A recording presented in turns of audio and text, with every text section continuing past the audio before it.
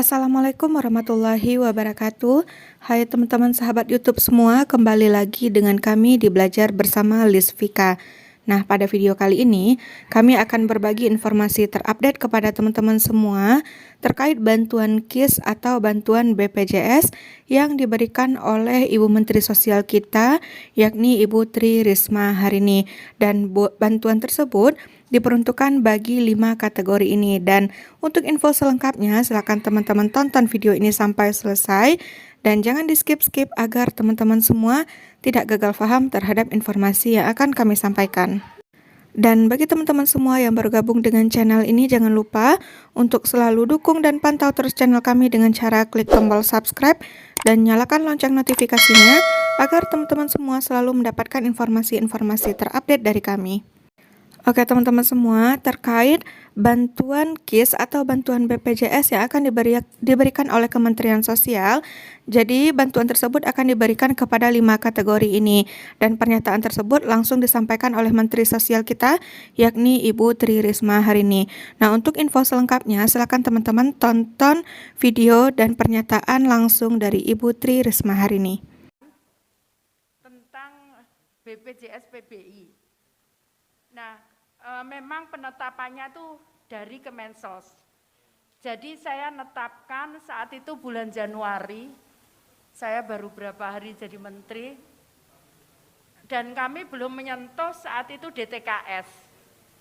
Jadi untuk perbaikan DTKS kami belum menyentuh. Makanya kalau nggak salah itu Permensos nomor 1. Jadi itu pertama kali terbit karena ini untuk pelayanan kesehatan, nggak bisa ditunda, karena itu kemudian kita keluarkan.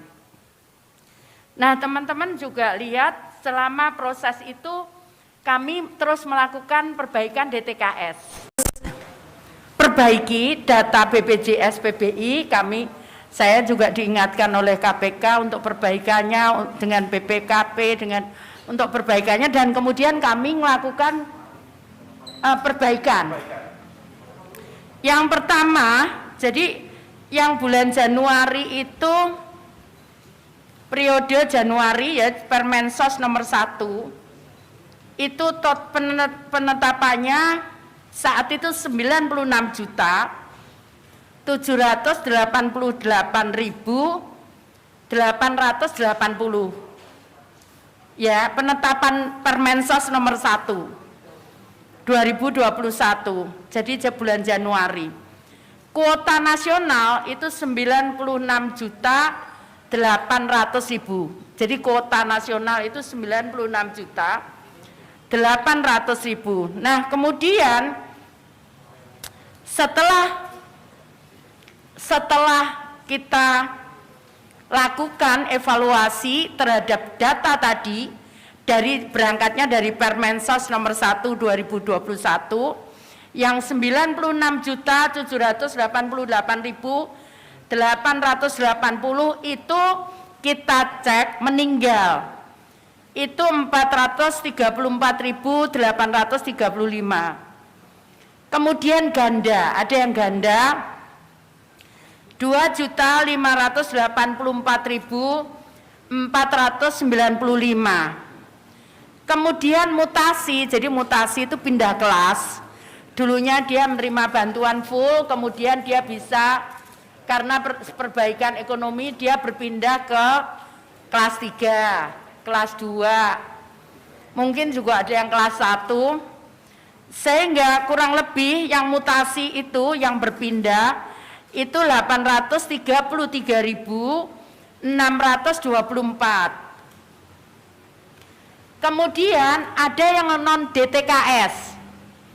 Non-DTKS tidak padan dengan data Dukcapil.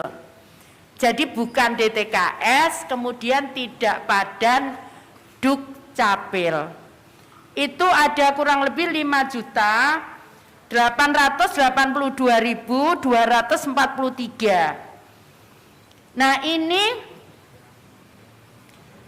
diusulkan untuk dihapus. Sesuai Permensos yang baru kita hapus.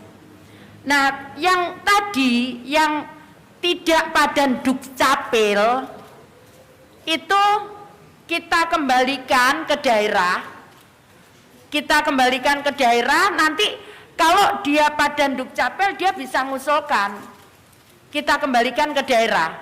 Jadi daerah harus melakukan perbaikan karena sesuai dengan Undang-Undang Nomor 13 tahun 2011 bahwa data fakir miskin itu dari daerah. Oke. Kemudian non DTKS. Jadi non DTKS padan dengan dukcapil itu 11.677.817. Ini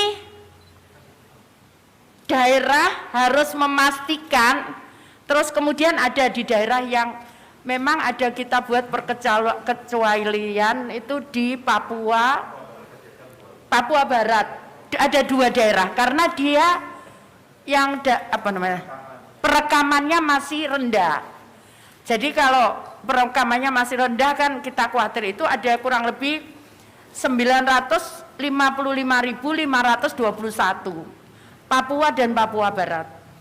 Totalnya itu 12.633.338 itu kita kembalikan ke daerah karena dia non DTKS tapi udah padan, cuman kita dicek kemiskinannya, status kemiskinannya.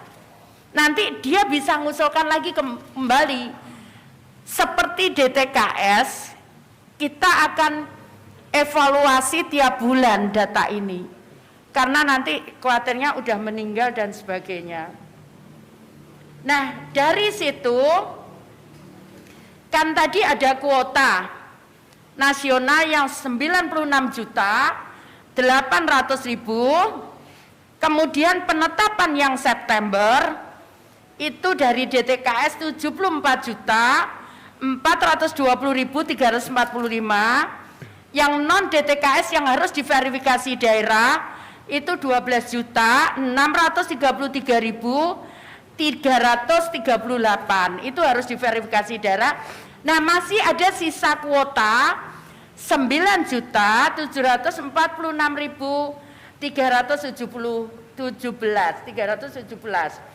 Nah, ini nanti bisa diusulkan oleh daerah untuk perbaikannya.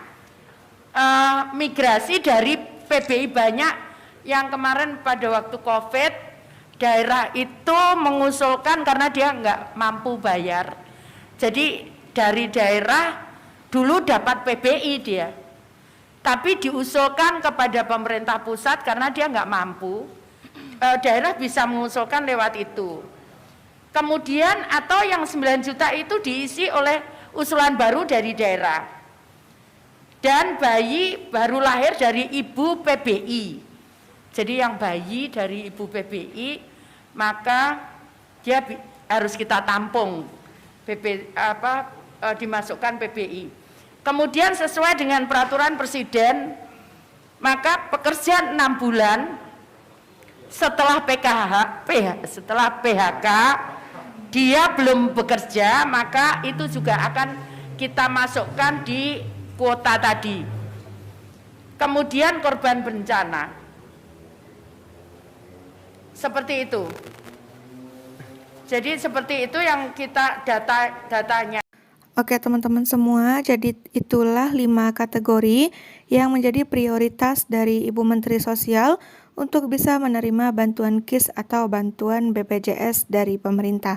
Nah, semoga informasi yang kami sampaikan ini dapat bermanfaat bagi teman-teman semua. Dan bagi teman-teman yang baru join dengan channel ini, jangan lupa untuk selalu dukung dan pantau terus channel kami dengan cara klik tombol subscribe dan nyalakan lonceng notifikasinya agar teman-teman selalu mendapatkan info-info terupdate dari kami. Oke teman-teman semua, jadi itulah informasi penting kita pada video kali ini. Semoga bermanfaat. Saya tutup. Assalamualaikum warahmatullahi wabarakatuh.